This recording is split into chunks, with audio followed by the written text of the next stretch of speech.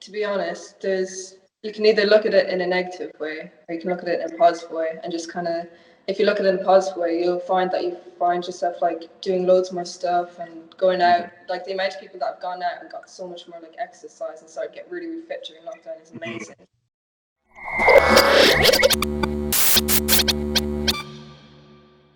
We are live. What's up, guys? Warren here. Welcome back to episode 2, the WallyPodcast. Here we are, ladies and gentlemen. Thank you so much. The first episode, what a vibe that was. Loads of great feedback. Thank you so much for the support. Yeah, I loved it. Yeah, it was fantastic just to get the wheels turning. We're in a new space today. Yeah. We moved it around the other day. Warren moved from one office to the other, literally across the corridor. Absolutely grafting. Yeah. So how you doing? You all right? Good, man. I'm good. Yeah, I'm so excited for today's episode. We've got a lot going on. Panna Coffee. Let's start with them. I mean, cheers. This is our first sponsor of the WallyPodcast. I can't believe it when you text me saying, "Oh, we've got a sponsor for the podcast." I was like, "You joking me?" Over the moon. Yeah. It's not April 1st. Cheers, bro. No jokes here. This is serious. Panna guys. Coffee, mate. It's lovely coffee. It's unreal. It's unreal. Yeah. No, I'm not just saying that because like we have to, or we should say it, but like it is actually my favourite coffee shop in Chester. Yeah, we can all agree things taste better when they're free. yeah, it but certainly absolutely, does. yeah. I think Monday the 22nd of this month, they are releasing their very first website. They'll be selling merchandise. You can buy coffees from there. You can buy food delivered straight to your door. So check them out, guys. Panna Coffee. Couple of like cups as well. They've got a few pictures of them, haven't we? Thank you for reminding me. Yeah, smash them on. Coolest cups I've ever seen. Like the old Viking horns. Yeah, man. Proper. Don't spill them. Proper hiking style. Proper hiking style cups. They're sick. They're really smart. So just let's get right into it, Ollie. So who is the deity of the day? So the deity of the day today is an incredible woman. Tennis player, absolutely dominating in the sport for absolutely years. Her and her sister have been incredibly dominant. I think Serena Williams has got 23 Grand Slams, and I think Venus has got about 14. Serena Williams, by the way, is the deity of the day. And so she is today's deity of the day. She is a monster in that field, mate. Incredible woman, incredible role model for young women inspiring to be a tennis player. And even men, to be fair, like to be so dominant in that sport for an incredible amount of time in such a prolonged period. I think she won her first Grand Slam 2000 or something like that, long time ago. And she's won 23 since then, which is more than any man has ever won as well. So, it shows how top tier she is. I've got a few little stats here. Like I said, the first one, she's already won. Yeah, so she's won 23 Grand Slams, more than any woman or man during the Open era, and in addition, Serena and her sister Venus won 14 Grand Slam doubles titles, the second most for a pair in the Open era, and 3 doubles gold medals at the Olympics. Unbelievable. And do you know, first note, Serena and Venus, like those two names, come on. Yeah. They're going to be powerful, aren't they? Yeah, they are. That's the thing. That's what separates them. I think that's what. I mean, I used to play tennis when I was younger, and even then they were still dominating. And that is what separates them, the sheer power those two women have on the tennis field. You look at them and they're serving well over 100 mile an hour, like faster than most of the women on the circuit, and they're just dominant, mate. Yeah. They just batter everyone. I think one thing that made me spot and say my friend told me to bring her up and say Serena Williams for deity of the day, Alex. Alex Thornton. He shouted her out, and I was like, how did I even not think about that? Yeah. She is so good at tennis. We speak about pregnancy. Yeah. Now that as a whole, I certainly believe pregnancy. Off the back of pregnancy, she won. Was it here? No, she got to the final of. So after when she was pregnant, the April of that year. She was pregnant. Sorry, the April of that year, and then 2016, and would miss the remainder of the 2017 season. In September, she gave birth to her daughter, and 2 months later, she married Ohanian, the guy the co-founder of Reddit. Oh right. Okay. Yeah. Wow. She returned to tennis in 2018 and failed to win a tournament that year, although she reached the final in both Wimbledon and the US Open. So a year after being pregnant and giving birth and getting married, all in 1 year, she came back. So imagine how much training you would have missed being pregnant, getting married, sorting all that kind of stuff out, getting honeymoon as well, all that stuff. And then to come back and to then be so dominant again after missing a whole year out just shows like the type of woman that she is, you know, super resilient, incredible woman. Aesthetically as well, you know, her build and her genetics, there's a little bit in her favour there, would you say? Or would you say that, I mean, the hormones from pregnancy, that's straight off. Yeah. Like people, you know, sometimes argue this, well, women are known to be physically stronger than men, that's a fact. Yeah. Now, especially through pregnancy, like the hormones that are so active when, you know, a woman is growing a mini human, that can't be ignored, right? No. The thing that people have spoken about with Serena and in some respects Venus, her sister as well, I've seen and I've got written down here is like, could she compete in the men's division? And like people have said no, people have said yes. Absolutely. I watching her, I think, you know, she would definitely be up there. I'm not saying I'm a tennis expert or anything, but when you look at the way she plays and how many Grand Slams she's won in 23 Grand Slams, and you know, do you just like that dominance in that field? I don't, and people like come and go in Grand Slams and tennis and stuff like that, and there obviously are, like, you know, your alphas, you know, in the men's, Federer, Djokovic, Nadal, all them that just dominate as well in the men's. But then in the women's, there are a few, but like Serena seems like the top woman in that. Yeah. And could you bring her across? I probably think you could. Absolutely. I think they should. They've done some exhibition matches before. She's never really been featured in one, but they've done some before, and I reckon the guys are just praying. Yeah. I reckon so. I reckon so. She's that good. We've got a little question here that's how do you become so dominant in a sport for such a prolonged period of time? How do you stay top tier, number one or number two or thereabouts for such a long time? We're talking, you know, 23 Grand Slams. Yeah.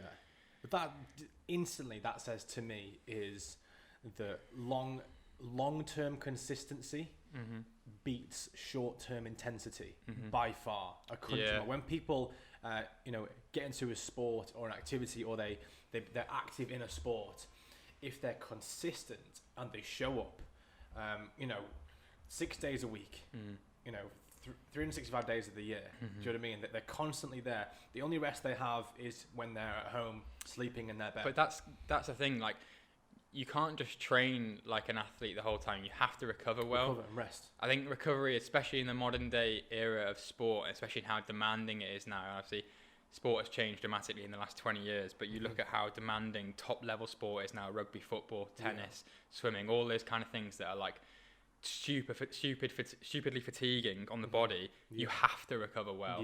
There's so many different things that they do now. And just going slightly off topic here, England Rugby post up this this series called The Next Level, and the last one they did was about recovery and like S&C and all that kind of stuff. And the guy literally says, like, you know, you can train as hard as you want, but if you don't recover well, you're never going to progress to that top level. And players in that team are doing like hot yoga, they're doing like hot and cold treatment, they're doing loads of different stretching sessions, they're doing loads of breathing sessions. So breathing is like a part of it. Well, of course, it's oxygenation of the blood. Exactly. Fuels the muscle. It makes sense. Massaging, all that kind of stuff. So is it just like perseverance and being so determined to be at the top of the game for that length of time? I think it's a blend of things as well, because if you're at the bottom of your game, okay, and you see someone at the top of your game, they are a cocktail of different responsibilities, dedications. You know, there's so much that one person. It's if working hard was the only formula, then, you know, I guess a lot more people would be at the top. But you could argue that working hard is 20% of the overall formula. Yeah, you know? Recovery being the other 20, and then you can keep, you know, building from that. Yeah, talent. You can have as much talent as you want, but if you don't work hard on it and think you have somewhere to go, because obviously if you think, I'm the best at this, there's a great quote that we spoke about. It was hard work Beats talent if talent doesn't work hard. Yeah, like You know, that's it in a nutshell. And when you say that, that reminds me of Tony Bellew, going again off on a tangent here. I remember him saying that when he spanked David Hay a few years ago. That was a rough time for David Hay's career, wasn't it? Yeah, definitely. But yeah, sorry, we're going away from Serena. We tend to do this. I think that's what the thing is with Serena. Like, you know, in what I've noticed as a theme in the women's tennis game is a lot of players, like I said before, come and go. So you get like a woman that will just burst onto the scene, obviously incredibly talented, win a Grand Slam, and then just disappear. And Serena has obviously burst onto the scene, won a whole load of Grand Slams, and has maintained that even after pregnancy. So I think that's where it comes in. Obviously, Serena has an incredible amount of talent and has to have an incredible amount of talent to be at the top of the game. But obviously, the workload and the work level that she puts in obviously training, fitness, recovery, all that kind of stuff, obviously overwhelms the women coming in who are just incredibly talented and then don't work as hard and drop off. Injuries as well, I suppose, probably hinder a few people, but you know, that's where it comes into recovery as well. Injuries, you could argue that injuries essentially is the pause button if you don't get the correct recovery treatment after. But how is it that someone finds their spark? So, you know, like their spark meaning something that sets them alight, you know, a burning fire deep within them, and they just think, this is what I want to do forever. Whether it be, you know, a boxer, an athlete, Serena obviously dominating tennis, but just anyone that's high profile. How do you think someone gains that? Are they introduced to it from a younger age by their parents? Here's a skateboard. Here's a, you know, and then they fall in love with the skateboard. I think you're definitely the likelihood is you're introduced by someone, or you've seen it somewhere. Like for me, rugby I play, so being introduced by that from my dad was like, you know, I'm going to take you down to the pitch. Rugby's a great sport, it's a great community. I think you'll really enjoy it. So was your dad, was it that gave you the when intro? I was living in Mumbles in Swansea, he was like, I'm going to take you down to the rugby pitch. I think it's a great sport, you should get involved with it. The community's great. And since then I've just played. That's where it comes in. So you know, when you're introduced to a sport when you're younger, and like you said, the spark, I instantly, even though I stopped for 4 years, I just wanted to come back and play because I love playing rugby. And I guess it's the same with, you know, people like Serena or people who are at the top of their game. You just have to love it, don't you? You can't just do it because of the money or like the fame. You have to absolutely adore the sport that you play. And I think that's where another, like, the hard work comes in. You know, if you absolutely love it, you'll just work your socks off to become the best you can in that field and potentially dominate. And like nothing else really matters outside of that. Dustin Poirier, the guy that recently beat Conor McGregor in the UFC, said quite an interesting statement, and it was, you can't be a beast and wake up in silk sheets. So this is the other side of fame and money, and when you master your craft and become the best, again, Serena, dominant throughout, start to finish, mastered her craft, woke up in silk sheets, still a beast. So how is she, like you said, the only logical thing must be she loves it, heart and soul, body, mind, everything. She's just in love with the sport. The thing about Serena as well is obviously she's got a sibling in the sport, so there's an instant competition there. As soon as you start, I know for a fact that having a brother, when you grow up and you're playing sport or lifting weights or running a race or something like that, you just want to beat them. That's like the initial competition, especially for me. My brother's super similar to me, like in any aspect, you just want to be better than them. So I bet for Serena, like, she instantly had that competition growing up all the way through her youth and youth career, and then like bursting onto the scene, she instantly wanted to be either at Venus's level or better. Different kind, exposed to different types of motivation, intrinsic and extrinsic, internal, external, and you got push and pull motivation, essentially the same kind of thing, right? So something pushes you, push motivation, that requires you to act and be motivated from within. Pull motivation meaning, I don't know, you imagine, how can I describe this? Eddie Hall pulling a big truck, you know? He's pulling that along. You're the truck. You're getting pulled. No matter what, you're getting, you know, pulled towards your goal because you love it that much. So there's definitely we've got to take that into consideration, haven't we, with Serena? Like, absolutely. A million percent. Exposed. And you have to own, like, with that, you have to respect it as well. Like, you have to respect the fact that it does take a heck of a lot of work to be at the top. Obviously, you know, we spoke about talent, but like on top of that, you do have to work an extreme amount, like long days of training, and then long hours of recovery, and then a long sleep as well. All that kind of stuff is coming into. I'm speaking as if I'm an expert here, but I can just imagine that is what it takes. Mate, I'm a big believer in, you shouldn't, you can only speak about and give advice on something you have experience in. I believe that. Like, no one should stop you from expressing yourself in that way. You are very, very, athletic.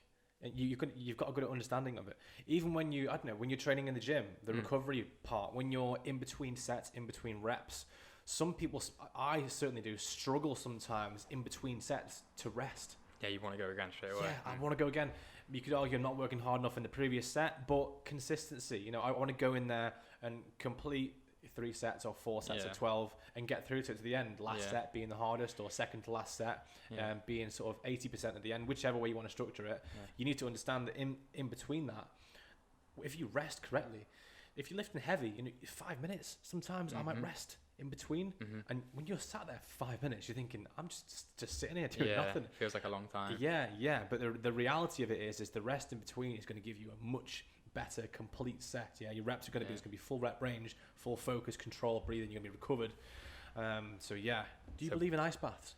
Yeah, I've done them, and they're horrible, but I really do believe in them, mate. I've done them and they're cold. They are really? Cold. I've done them and they are cold. Extremely cold.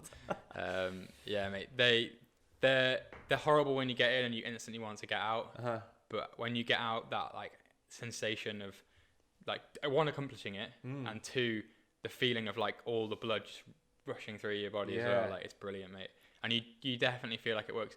Obviously, it doesn't make all the pain go away, or like all the aches and pains go away, but it certainly is a stepping stone to the right direction. Do you ever feel like after that, sort of the blood rushing back to the extremities when you get out of the bath, you just feel a bit like, ugh? Because essentially, when you get into something as cold as an ice bath, right, your blood is gonna be forced to make its way to your vital organs. Yeah. Right. That's the idea of it. Yeah. So, like, do you when you ever finish an ice bath, do you get out all like? How long are you talking about being in one for though? I think it's like, isn't it like 2 minutes you're meant to be in one for? I don't think you're meant to be in them for that long. Right. But you can do like hot and cold treatment, can't you, as well? So you can go like sauna, ice bath, sauna. Maybe not sauna. That might be a bit extreme. Like hot tub, ice bath, Yeah, just literally scalding your skin, freezing your skin. No. That sounds like a very emotional recovery stage, doesn't it? Just to make things a bit weird. But no, like that, there's tons of different like methods behind it, and I think with recovery, from personal experience, it's what works best for you, isn't it? Like, what do you get the most out of? Because sometimes I bet someone doesn't like it. I bet people don't rate ice baths, or they don't rate certain things, maybe yoga or something like that. But obviously, other people might love it, and then so like I think it's all a personal preference, and I bet in like high level teams and stuff like that, and obviously going to Serena as well. It's all just what works best for you, because no 2 tennis players are going to be the exact same in the way they train or recover. And that's not going to separate you from being better or worse, but it's about how much effort you put into it either way, isn't it? Do you believe in sort of more spiritual healing opposed to scientific, medical? Like the meditation and stuff like that. Well, necessarily right. So let me just give you a quick example. I listen to Joe Rogan podcasts, a clip, the JRE clips they're always great. And he had one guest on, I believe it was a member of the metal band Metallica, the rock band Metallica, who they are. Yeah, so he's on there and he's talking about this experience where he has essentially super fans. So these are people that call themselves the Metallica family. So wherever this band goes in the world, these fans will follow them. Come with them, Yeah, like all over the world. That's pretty creepy though, isn't it? Not even like, creepy? Is it creepy? Yeah, mate. You've got like, I don't know if it's, but you've got a super fan, but like, they're following you around everywhere you go. They want to see you play in each. Are they following you to like different hotels and stuff like that? Or not you, but they follow you. No, I wouldn't say to that extreme. I think the way that he described it was look, there was this super fan. I think the guy's name was Peter. I can't remember off the top of my head. But anyway, I'll get to it. When they're touring around in each individual countries, and this couple is seeing the couple. So now Peter is brain dead, okay, and he sat at home He's been told by the doctors that this side of his brain never going to work again. He was, I think he was a paratrooper, had an car accident or something when he got back to his hometown. Yeah, the guy's been through thick and thin. Been through all the paratrooping and then gets hit by a car. Yeah, like this guy's not, luck is just not on his side. Yeah. Always happens to the best of people, which is a massive shame. But anyway, his brain's dead. And he's sat down in his house. His wife or his girlfriend is looking after him. He's essentially a bit of a vegetable. He's just sitting there every day. The days go by. It's zero quality of life. Yeah. And then he hears Metallica are doing a world tour, right? Mm-hmm. And then he finds out that they're doing a world tour. And then his missus is like, "Oh, well, I'll take you. I'll take you. We'll go and watch them." Yeah. And as he watched them, tour around the world, he slowly began to get movement back. Serious? Talk. Yeah. He started to recover. Just to go back. This guy's on the Joe Rogan podcast talking about this. No. So it's Metallica talking about it. It's Metallica. Yeah. Sorry. Yeah. Forgive me. I think it might be the guitarist or the lead singer. Yeah. He's one of the main band members of Metallica. Yeah. And this guy is essentially brain dead. Doctors scientifically said, "Mate, you're never going to recover." And he started to make a recovery, and they recorded it, and they were like, "What is it?" And he's saying that because he's watched essentially one of his favorite band, Metallica. Yeah. He's got purpose, and he's got a reason to think and enjoy and get a better quality of life from just because he's so pumped about the band. Now, that's insane, isn't it? That's crazy. It's nuts. Yeah, it's insane. It's like how can you just go from having genuine brain damage, and then is that reigniting the spark, the purpose? Do you know it's funny you mentioned that, because we did speak about Down to Earth, the Zac Efron thing. In one of the episodes. Mate, if you haven't seen Down to Earth, by the way, there's another series coming soon, but the first series is flipping amazing. Oh, isn't it? Mate, I loved it. But they do an episode in France about water, don't they? Yes. Yeah. And water. And at the end of it, where they said about the cave and all the water dripping down the sides of the cave, and some guy said that he had a broken leg or something like that. Yeah. It was some old ancient rumor of some guy going there with a broken leg and essentially drinking. And it healed him or something like that. So I don't know how much of that. I don't know about that, but spiritual healing, if that's a thing. Yeah. Is it placebo? Who knows? Placebo. Yeah. Because if you think something's gonna make you better, then it might. It's like paracetamol and stuff like that. Do you take tablets like that? I never. Yeah, I took one last night, mate. Did you? Yeah, the rugby gave me a headache. The stress of the England game gave me a headache, and then to watch Wales throw it all away as well. Try a glass of water first. Yeah, no, I was drinking water as well. People were asking me what beer you on. I was like, I'm just trying to survive on water, mate. I'm getting a headache from this. Feel dizzy from this, lad. Can't beat a coffee just to accelerate that. Yeah. So to summarize what we were speaking about with Metallica and spiritual healing, do you think that's something that can be done? It's tough, isn't it? Because I've never experienced it myself. I'm a big believer in if you experience it yourself, then and you can vouch for it that way, then you've got a leg to stand on. But I don't have a leg to stand on because I've never tried it. Yeah. I'd be interested to try it. As soon as I saw that Down to Earth episode of the water in Paris, I was like, I'd love to go there and just see what it feels like. Did you see the bit where they were testing water? They had the guy there. At the start. They had 5 different selections out of wine glasses as well. God, it was so extra. Yeah. It was unbelievable. Proper Hollywood style, wasn't it? Yeah, they were yeah. But they were it tastes like you're drinking a flipping copper coin, doesn't it? It was that kind of standard. Whether or not you can, I can imagine you can definitely taste the difference in water, and I can certainly say I can taste difference in water when you go one city or to another city or abroad. You can certainly taste the difference, but to find out that it could be affecting you in a negative way, some different waters is crazy, isn't it? And the thing that got me about the water drinking was he said. He's a French guy. He's like, if you drink purified water, it's the worst kind of water. Great accent, by the way. Thank you. But he's I don't know. He's probably right. I mean, he has to be right, doesn't he? Because he said one the minerals in this water affect you in a negative way. They're fighting at your body. Precisely. Or something. Yeah. It's at your expense. So if you drink purified water, so it's water that's had all of the minerals and whatever extracted. This is renowned as good for you as well. Before we even delve into the details of it, this is renowned as like good for you water, isn't it? Yeah. And it's counterproductive to drink that because you're essentially putting water in your body that's purified, and then it will. Wonder what this is. That filtered water over there, literally. Yeah. How long has that been there for? Oh god. It's counterproductive because you're essentially it will look in the body to take the minerals from the body. So, guys, in this episode, we have a very special guest. Her name is Roseena. She's from Sligo in Ireland, and she's actually an indie pop singer who has just released her first single on the 28th of September 2020, collaborating with lead singer of rock band Call Me More, Harry Radford, who is also a Sony session singer and previously the lead singer of Yashin, a highly successful rock band originating from Scotland. So she's off to a great start, Ollie. She is indeed.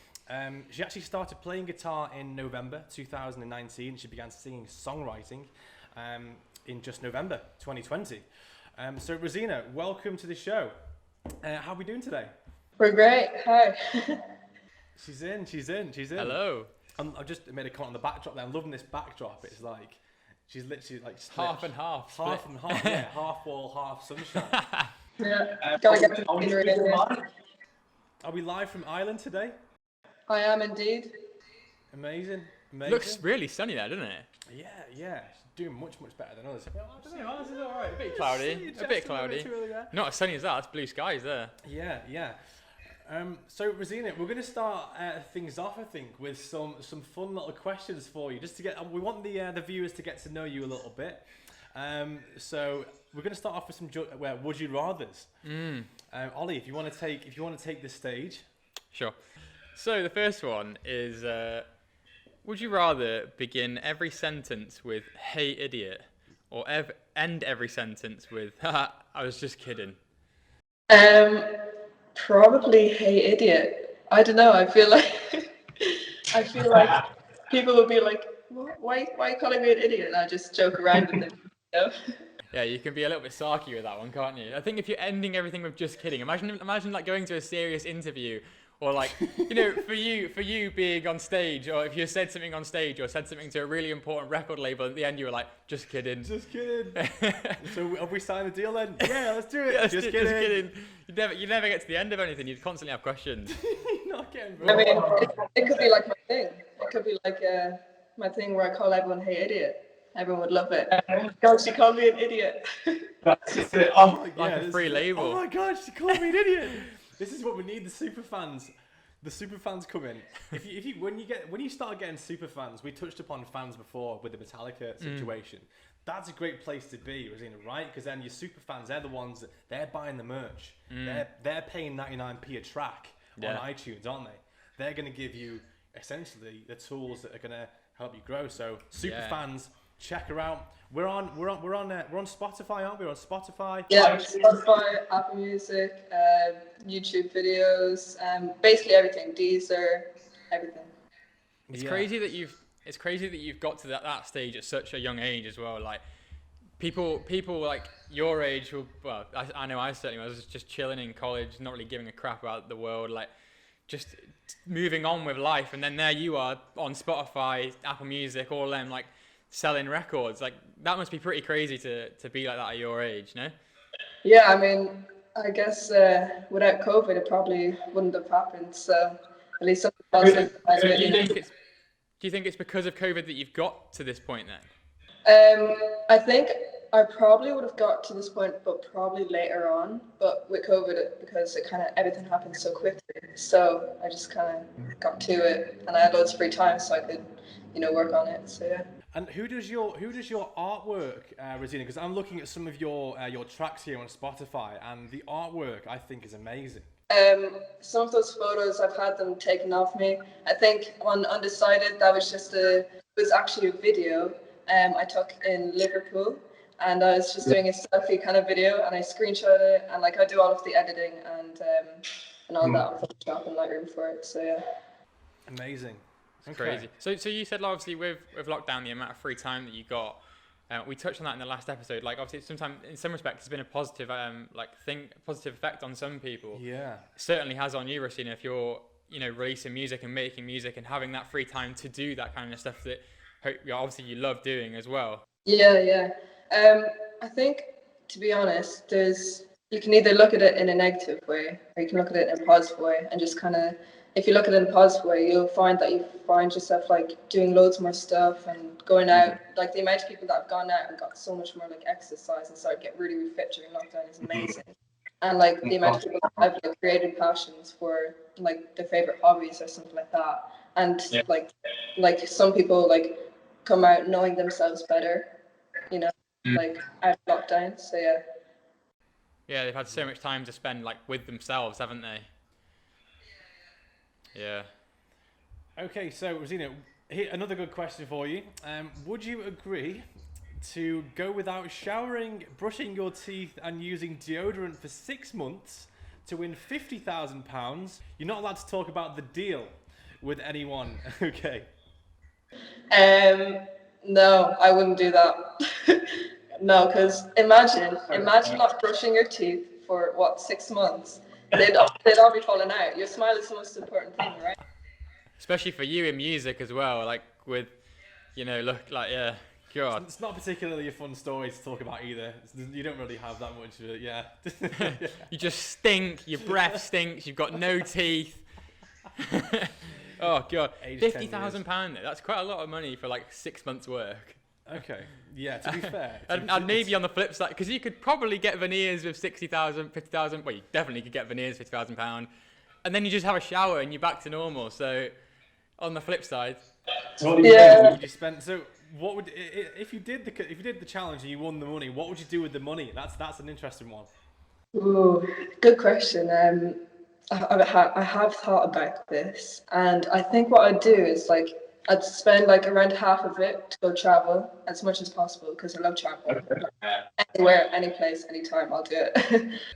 Where's top 3 places you'd go? New York is number 1. New York. Just I really want to go to New York. Just New York. Yeah, and obviously New York's the dream. Yeah.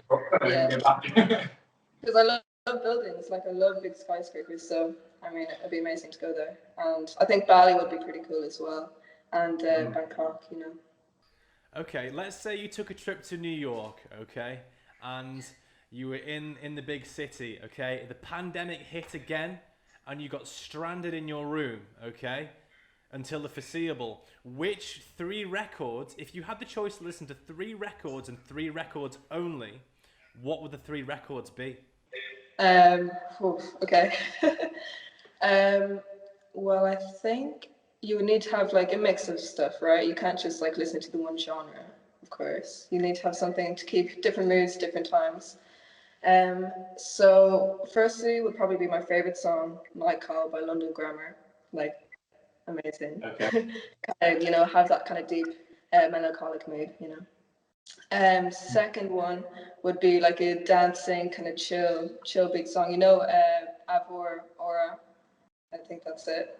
Yeah, it's a really, really good song. You can kind of just chill out, dance to it, vibe to it, And then last one would be a band called Keela, and they're actually from here. They're an Irish kind of electronic trance band, and their song, it's called Rusty Nails, and it's so good. I think it just reminded me of home a little bit if I ever got a little bit like sad that I wasn't there. But yeah. Oh, amazing. So would you say that London Grammar are one of your inspirations then, with it being the first song that you chose? Yeah, 100%. I discovered the music around last year, or last summer or something like that. And I even bought the ticket to the new concert. I'm so in love with them. They're amazing. And Hannah, her voice is so good. Like, I take a lot of inspiration from it in a way. Yeah, absolutely. I was going to say, the style that you sing, I would say it's you can see a little bit of a comparison there. But you're obviously unique in your own way. Would you be able to give us a couple of verses on something that you've been working on, perhaps?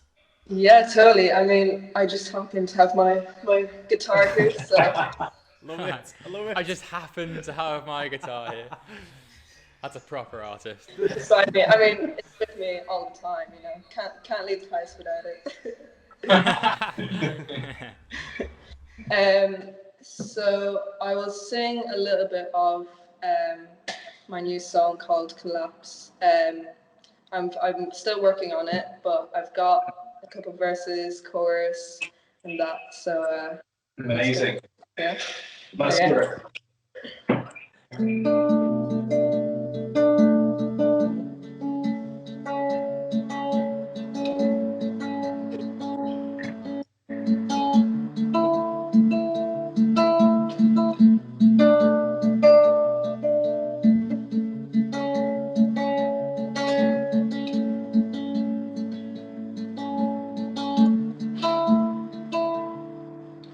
We started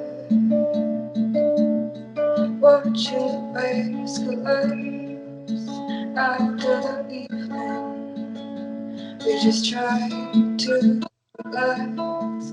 I know that things have been difficult, but we gotta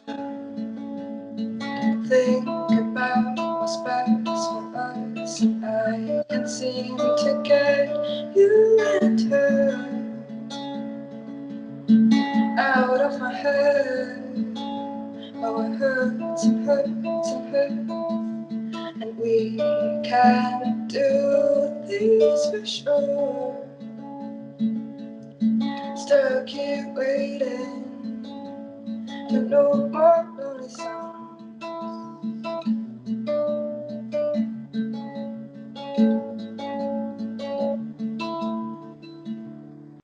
Baby, all your worries about me, or is it just all the trust we go back and forth, trying to find a balance? For what it's worth, I'm still here, and I can seem to get you and her out of my head. Oh, it hurts and hurts and hurts, and we can't do this for sure. Stuck here waiting for no more lonely songs. There you go. Wow. Yes, love Wow. it. Wow. That is. Oh my god. That was phenomenal. Thank you. So that was unbelievable. Well done. Like acoustics. I'm loving that. Yeah, you sound like you have like the complete control of your voice whenever you sing. Not that I'm an expert or anything, but it just sounds like you're in complete control for such a young age as well. To be able to sing like that, and oh my god, That was fantastic. unreal. Thank you so much. So that's a new song, is it? Yeah, it's a new song I'm working on. It was probably, I think I came up with it like quite a few months ago actually.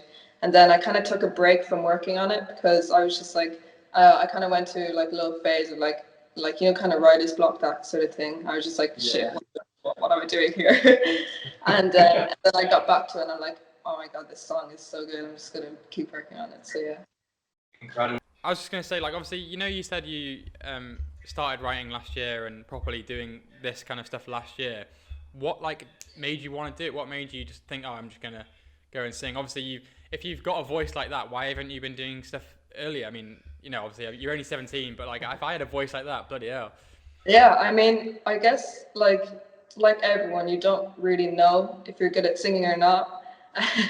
And Did you like want to hear like an approval of someone like, yeah, you are really good at singing, like you should do this? Or no, but I think like I wasn't really seeking for that approval, but it was kind of the thing where like I'm not that kind of person that would share a lot of my feelings with other people. So writing music and singing music kind of was like a really good way to express that kind of feeling without having to tell anyone in a way. So I guess I started doing that, and people are like, wow, you have a really nice voice. And then it kind of struck me that I'm like, okay, I'm going to keep working on this. at least the family has said that it's definitely something to keep going at. And so yeah, I was just like, why not? Let's do it. So yeah. What? Would you say that your initial, so your inspirations, for example, is there a particular London Grammar song that you might listen to and think, oh, that brings back a very special memory, or it brings, or it inspires me to do something with my music or something more? Is there a particular song that does it for you? I don't know. I mean, like, there's loads of songs which kind of touch my heart a little bit, and make me feel really, really like in my head. If I said Nightcrawler, Nightcrawl, what does that mean to you? It's just, I guess, like, I started listening to it. One of my family members showed it to me, and I was like, oh my god, this song is amazing. And I just, there's something about it. I think it just brings back so many like really good memories of like, I don't know, like trips away and stuff like that. And I guess there's also like other songs. There's this really cool band called Daughter, and there's a song called Still, and the lyrics in it are like, they're very, very like touching in a way. They're quite deep and melancholic, and yeah, and it just makes me feel really nice. It's amazing, like what impact music can have on people. Like, one of my friends is like, he goes to gigs by himself and stuff like that. Like, I just think like that's incredible. Like the amount of effect that music has on people, and like obviously what people like Roseena can have on people when when they're down, or like when they're going through a tough time. Like, people just resort to music. It's crazy that that's a thing, isn't it? Yeah. Are you looking to? Would you ever look to watch, say, London Grammar live anytime? Yeah, I just got a ticket to the concert, which is happening in November. Hopefully it's happening. Fingers crossed. So I'm totally looking forward to that. And I was so selfish. I just bought one ticket for myself to Manchester. See, that's what I mean. Like people, Wow, but like so people just do that. Like they will just, because the effect. Like, you obviously clearly love London Grammar, don't you? Like the effect that kind of music can have on someone, that they will just go, not even with a mate, they'll just like, I'm just going to be so zoned into the music, like, and them live singing. Like, it's amazing that that's the thing, isn't it? And that one ticket that you bought essentially is that's your inspiration. So you're going there completely alone. Yeah. Well, do you know what, Roseena? I've actually heard from grapevine that you're not going alone. What? I don't want to give away too much, but his initials do stand for positive mental attitude. That's all I'm going to say. Oh, amazing. So you can take that and work it out. It's very, very cryptic, but I'll leave that one with you. Oh, well chuffed about that. That'd be so much fun. I just want to. I want to kind of finish things off now by kind of saying, thank you so much for coming on the show. And where can the listeners find you on social media? You can follow me on Instagram at Roseena Official, and basically, if you look up Roseena on YouTube, all my music should come up as well. And I think that's about it. I'm not really on too many other social medias, so yeah. Fantastic. Do you have a website as well? I do have a website actually. It's roseena.com. I have some photos up there, my videos, and a little bit about me, that sort of stuff. So yeah. Amazing. Ladies and gentlemen, Roseena. Thank you. Thank you. What a great guest, eh? Yeah, that was amazing, mate. Like, she just hit straight up the guitar like that to just sound that good, just off an iPhone recording. Yeah, it's amazing. But like, yeah, I couldn't understand why she hasn't done something like this sooner. Like, to have that voice and have that control over a voice. I'm saying control like I'm a flipping expert. I'm not, but like, when you can just hear someone like, I understand what you mean. Like fluctuating between tones and stuff like that. I was just, and even like hearing her over Skype. Like, obviously we weren't in person or anything. Yeah. Hearing her over Skype was just. This is it. No one's going to expect Radio 1 live lounge quality, are they? When essentially the times that we're in, she's in Ireland. She's just, she's got her phone out. just Yeah, going yeah. away. Like, amazing guest. Brilliant guest. I yeah. genuinely, I wish her all the best. Like I believe she'll hit it big. She keeps going. Mhm. She's maybe she's the next Serena Williams of the music industry. Music You never industry, know. yeah, maybe. Could be a beast. She was she was brilliant. Answered everything really well as well. So yeah, we're going to line up a few more guests, aren't we, to come on the show. I think we've got one for the next episode already who is like proper crazy. My friend Ali Miller was like, you have to get this guy on the show. He is like the most crazy bloke I know. Mm-hmm. So I don't want to ruin it too much. No, either. no. Yeah, like I'm not going to say too much. Yeah, just what you said about him. I'm sold. Let's get him in. And Yeah. we're getting him in person, right? Yeah, hopefully, yeah. Amazing. So he's going to be on the guest chair. Yeah, guest chair, yeah. First person to ever bless the guest chair. Just touching back up on the pandemic, Ollie, off the back of the interview with Roseena there, and people benefiting from it and learning more in lockdown. What do you think of the vaccine? What's your take on the vaccine? Do you agree with it? Yeah, this is such a like a. Are people in the boat of like taking the vaccine to like protect them from the virus, or are people in the boat to take the vaccine of taking the vaccine because they're scared that it's going to be like can become lawful almost to take it, where you have to have a vaccine card to enter a club, or you have to have a vaccine card to go on a flight. Yeah. Which Which boat are people in? And I'd love to know which boat people are in, to be fair, like, because obviously it seems like a lot of people my age and younger are in the boat of I'm taking it because I just want to be able to go on holiday, or I just want to be able to go on a night out, or I just want to be able to do this and that. Whereas obviously people who are older or are more vulnerable are taking it for the health reasons. And I'm all for either, really. I'm not bothered. I mean, like, look at that. So one in 562,000 people have got a blood clot from it, opposed to compare that to 5 out of 10,000 people get it from natural causes. So the vaccine's safe. Yeah, 1,000,000%. Of course it is. Of course it is. They wouldn't release it if it wasn't. It's done by like really scientists, for God's sake. Like, any good films recently that you've watched? You said you watched a mega film yesterday, didn't you? Soul, was it? Soul, Disney. Soul, I need to get on that. Soul is arguably, well, I'm going to say it's my favourite film of all time. Yeah. And that's a strong statement. It used to be Ready Player One, the guy with the VR headset. So I've got that on my watch list. It's been on my watch list on Netflix for I'm gonna say like 3 months. So many people have said like you need to watch Ready Player One. It's quite long though, and it's like 2 hours 40 minutes. Like it's long, but I think it was the whole thing with American Sniper. Me and you, like, if you haven't watched that yet, you are in for a treat. It is an unbelievable film, but I don't want to touch up too much on Soul, but it is probably the most creative genius Disney have ever done. Big statement, that massive statement. Yeah, and because of that, the reason why I love it so much is because all ages can watch it. If I watched Soul when I was a kid, I would honestly look at life in my own little different way as a kid.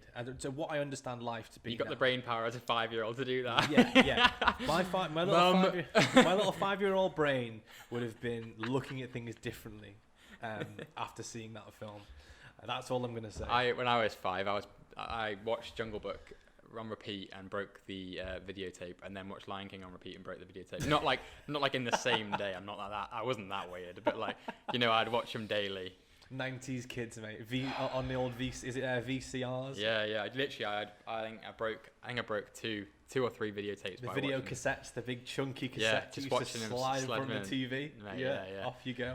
What a time, hey? No worries back then. No. From you, who's overthinking everything when you're 5, watching movies like Soul. Never-ending explosion of a mind at 5 years old. There are like, it's weird, like with films, they have an effect on people in so many different ways, don't they? And you can love one. I find it weird, or I find it cool how so many different films can affect so many different people in so many different ways, can't they? Like, you touch upon Soul, and you say that would have been sick to watch as a 5-year-old. Yeah. How a 5-year-old our age, our era, gonna react to that now, rather than you reacting to it when you were 5? Because obviously millennials are so different, and Gen Z are so different to what we were back when we were younger. I think, like, in a sense, it's like when you look at something like that, okay, and yes, everyone analyzes films differently to an extent because it resonates with people in different ways, doesn't it? Like a certain situation, you might feel like you're in the shoes of the main character. You understand him very well, what he's going through. I wouldn't say everything in the film resonated with me like that, but a lot of it did, you know. And yeah, again, I'm trying very careful here with my words not to spoil it for people that haven't seen it. It really opens your eyes to what matters and what doesn't. Yeah. You know, the basics, Maslow's hierarchy of needs. What actually matters in your life. If you spend a lot of time by yourself at home in a room, you know, locked down, you really get to know who you are and what you really give a fuck about and what you don't. So what Roseena was saying, wasn't it? Like, you know, spending a lot of time by herself meant that she had the time to do more stuff for music and actually record different tracks and stuff and write different tracks and stuff like that. And obviously, even though writer's block halted her for a little bit, she still had the time to go back and do it again. Yeah, it's crazy, isn't it? Channeling her emotions into her music. I thought that was a great finisher. Yeah. She was. It was brilliant to have like that kind of like thought process, especially after last week. Keep saying last week. It wasn't last week. A few weeks back when we recorded the first episode, and I said how lockdown has had that effect on people. Just being able to be with themselves and think about, you know, next stages in life and stuff like that. How many wins on Warzone? Favorite gun from Warzone right now? Hit me. AUG. AUG. The burst fire. Yeah. Burst fire. Yeah. Broken, accuracy mate. on point. So good. Yeah. So AUG is your primary weapon. Secondary weapon, what we having? FFAR. As if we're talking about Warzone. Mate, it's so relevant. It is, to be fair. Like the hardcore Warzone fans are just like, Ollie, let him speak. FFAR. Both broken. Both will get nerfed. Okay. Definitely, that's my loadout when I'm dropping in. When the zombie apocalypse hits, that's what I'm getting, mate. In real life and in Warzone, when the zombie apocalypse hits, that's what I'm taking to the battlefield, mate. But no, this is I'm loving doing these podcasts. I mean, having a guest on was class this week, and I'm absolutely buzzing to get more and more guests on, more and more questions asked, and stuff like that. And like we said before, we won't reveal who's coming on yet. Not that many of you will know him. Like he's not famous or anything, but like his stories are just crazy cool, and he'll be a super interesting guest, and we can get proper deep with him as well. About these crazy stories that he's got. Amazing. And what gun he's using on Warzone. Love it. Yeah, what's your Warzone gun? First things first, mate. Let's get this straight. Just find out what guy you are.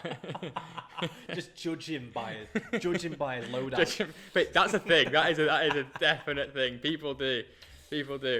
Oh, so if I see someone running around with a proper weird gun, I'll be like, Claymore or Bouncing Betty? Go. Tell me. Fire away. It's been great, and thank you so much, Panna, as well, for the sponsor for this episode. We didn't think we were going to get a sponsor at all, so that's amazing. They're great. If you're in Chester and you want a coffee or a bacon sandwich that we smashed this morning, definitely go to Panna. I'm even going to let's put a bacon sandwich on the screen right now just to show the guys what they're... Did you get a picture of it? Yeah. It's, I tell you, I just inhaled mine, bro. Picture. I've not had a bacon sandwich from there before, and I tell you, that was, oh my god, amazing. Stringy bacon or crispy? Go. Stringy, mate. Stringy? What do you mean by stringy? I'm so confused. Seriously, stringy bacon? What is stringy bacon? Are we talking like just bacon in my house is thick, big, meaty, not like that's ham. A gammon joint. Like not like a gammon joint, not like joint between two sides. Yeah. I just slap a crust of one side of the bread, a crust on the other side, and a gammon joint in the middle, mate. Just dislocate me jaw like the King Kong thing and get into it. I'm talking like a half a centimetre thick piece of bacon. Really? Mate, that was what that was this morning, that bacon. Yeah. Crispy bacon I don't go along with. Smoky bacon I don't go along with. Mate, what happens like that moment when you're biting into it and it just flails out like a rubber band? Spits you in the face. Oh. I mean, Wrigley's bacon chewing gum, mate. Do you know what I mean? That's what it is like.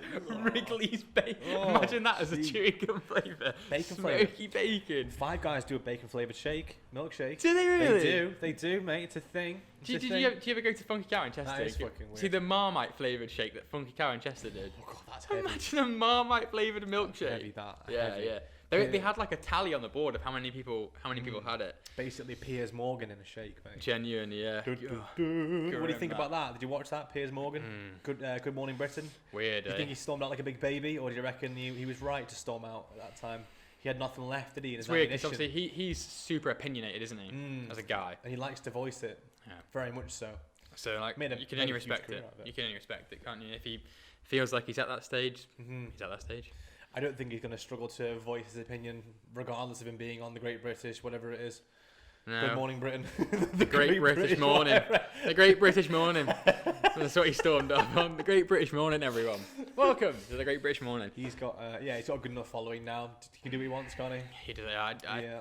That was it last week or week before the whole interview with Harry and Meghan. It was last week, wasn't it?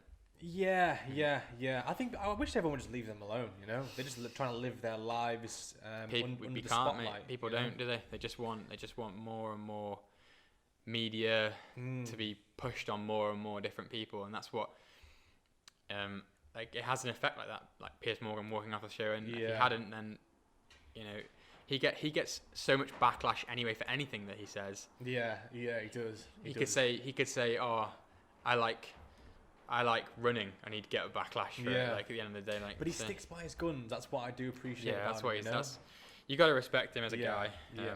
But yeah. Anyway, I think I'll wrap up Let's the wrap it up, episode. yeah. Piers Morgan. Marmite, you love him, might hate him. Just like this podcast, you might love it, you might hate it. But if you're at this part of the show, that means you love it. Thank you very much, ladies and gentlemen, for making it this far. We love you as always. Yeah, thank you so much for watching, guys. Really appreciate it, and thanks Roseena for coming on again.